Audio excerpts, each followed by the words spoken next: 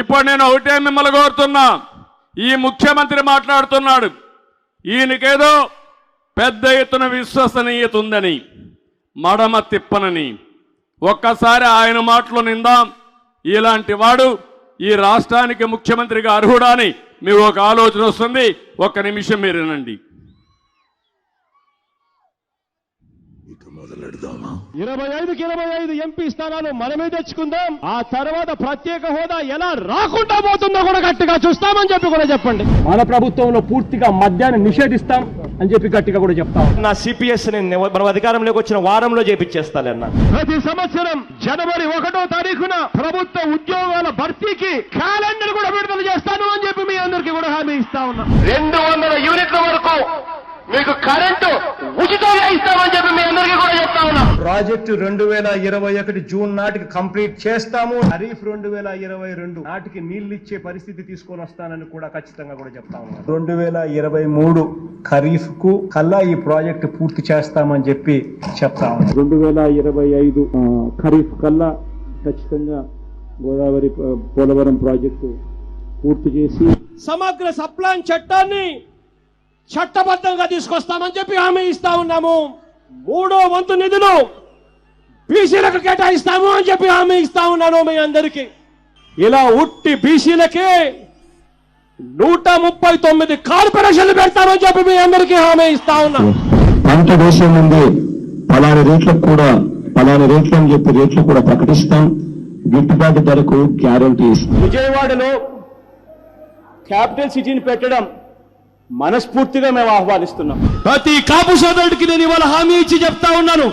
చంద్రబాబు నాయుడు గారి 5 సంవత్సరాలలో ఏదైతే కాపు కార్పొరేషన్ కోసం నిధులు ఏదైతే కేటాయించాడో ఆ నిధులకు రెట్టింపు నిధులు కేటాయిస్తాను అని చెప్పి మీ అందరికీ కూడా హామీ ఇస్తా ఉన్నా.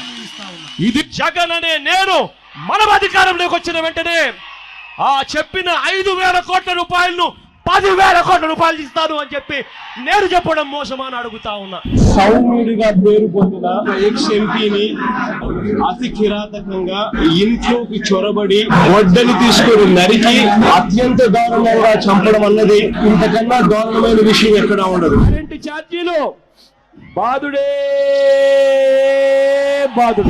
2024 ఎన్నికలు జరిగేసరికి మందరిని పూర్తిగా తీసేసిన తర్వాత మనం ఓట్లు అడుగుతామని చెప్పి గట్టిగా చెప్తాము. ఏం తమ్ముళ్ళు, విశ్వసనీయతకు చిరునామా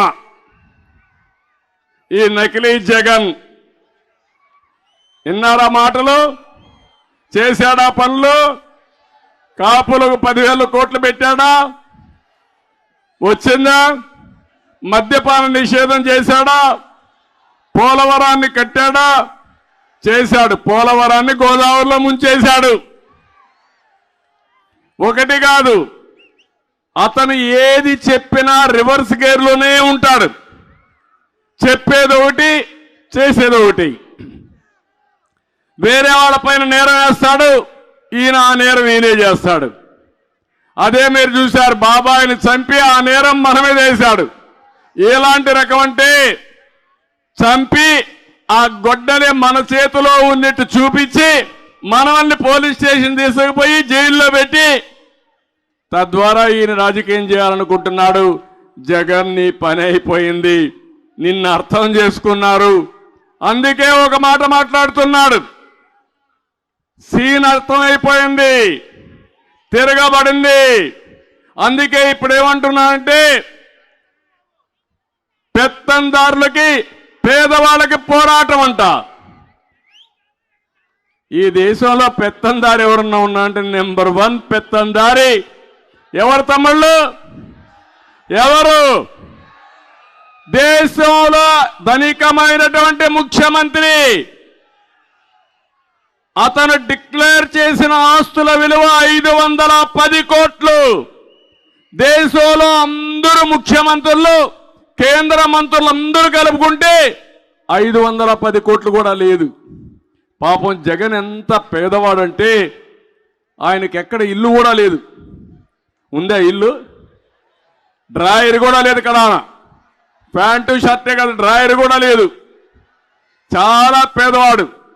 భిక్షం అడుగుతున్నాడు. గిన్నె పట్టుకొని ఎవ్రీడే భిక్షం అడిగి ఆ భిక్షంలో వచ్చే డబ్బులు భోంచేస్తున్నాడు. పేపర్ లేదు, టీవీ లేదు, ఇల్లు లేదు. పాపం చాలా పేదవాడు. తల్లి లేదు, చెల్లెలు లేదు, బాబాయ్ లేడు, తండ్రి లేడు. ఏ తమ్ముళ్ళు, అవునా కాదా? వాస్తవేనా?